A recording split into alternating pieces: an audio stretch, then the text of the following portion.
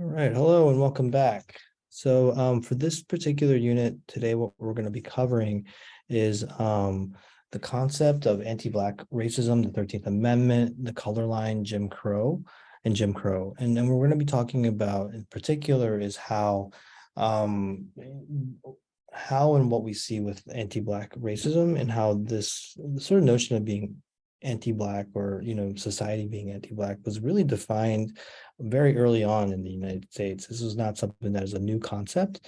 And so I really wanted us to sort of get a really good understanding of what it means to be anti-Black, right? Anti-Black is a two-part formation that strips Blackness of value, dehumanizes, and systematically marginalizes Black people. This form of anti-Black racism is overt racism, and we as a society also associates politically incorrect comments with the overt nature of anti-Black racism. Okay, so beneath anti-Black racism is a covert, structural, and systemic racism that predetermines the socioeconomic status of Blacks in this country and is held in place by anti-Black policies, institutions, and ideologies. What we're looking at is how we sort of there's just disregard for like anti-Black institutions, right, and policies. This disregard is the product of class, race, gender, privilege, specific individuals experience due to anti-Black institutions and policies, right? And so really thinking about how these institutions, and a lot of these institutions are anti-Black, and how we kind of like don't even think about these as being sort of anti-Black. So what we're looking at is, for example, like the 13th Amendment, right? When we're looking at the 13th Amendment, this is part of the Constitution which abolished slavery. And that movie clip that we have that I'm showing in the module kind of delves into that a little bit further. It's actually part of a documentary that you can actually access for free on YouTube now and in Netflix as well. It's called 13th.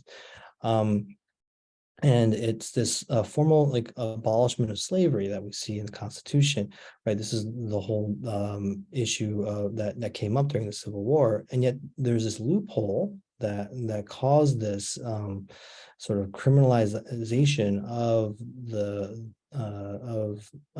Black body, right? Where the amendment reinvented slavery through the criminality of African Americans. And this is kind of a direct quote. This is a direct quote from the amendment. Neither slavery nor involuntary servitude, except as a punishment for the crime of which the party shall have been duly convicted, shall exist within the United States or any place subject to their jurisdiction. So enslavement then can be enacted so long as one is convicted of a crime. And I think it's really important for us to understand what that really means in terms of like criminality, and how if you're become where sort of transitions our understanding of where the carceral state kind of plays into this, right? Incarceration, right? The prison system, criminality, right? Where the 13th Amendment ties together slavery and criminality, right? You have this tie-in together where there should be no like connection between what slavery and crime should really be, right? In terms of sort of the logic behind what these two are. But this is where the 13th Amendment kind of ties these things together, where it perpetuates today's prison and incarceration system. Right, so this is the 13th Amendment, and this is why it's problematic, even though it at sort of first glance you're kind of saying, oh yeah, well obviously slavery is bad and this is why it's a good thing, but then realizing that it actually further became problematic for the Black and African American communities. With that being said, we also have the color line, and this is where we're going to look at Du Bois. So not only the 13th, and because Du Bois was sort of very adamant about the 13th Amendment, and then obviously with slavery, being abolished, but also realizing that there were these divisions that were happening, and he called this the color line. And this is kind of a classic piece that we're going to be reading, where it's this line that's drawn between the African American and white communities in the U.S., despite the rhetoric surrounding freedom. Du Bois was a scholar who saw the problem of a color line and was critical of how the U.S. was handling the emancipation of slaves and slave labor in the U.S. Right, it was handled very differently, right, where it became the sort of practice of like division, right? So we see that happening with Jim Crow. So not only did you have the criminalization of of the Black body, but then you also have the separation.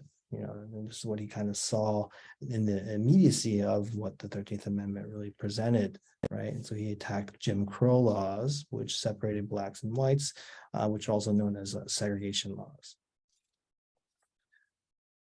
Moving us forward, right, we have Jim Crow laws, and when we're talking about Jim Crow was this sort of racist figure that was presented to, was a representation of the Black individual.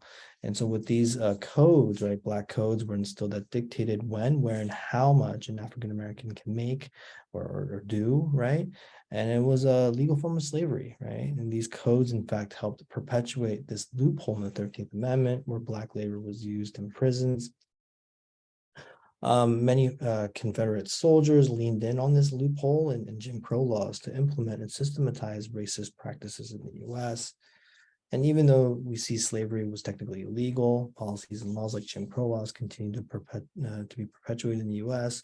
and making, further sort of problematizing sort of what it meant to be free, especially if you're a Black or African American living in the United States. You're definitely sort of separated right out through not only these sort of Jim Crow laws, but also through these sort of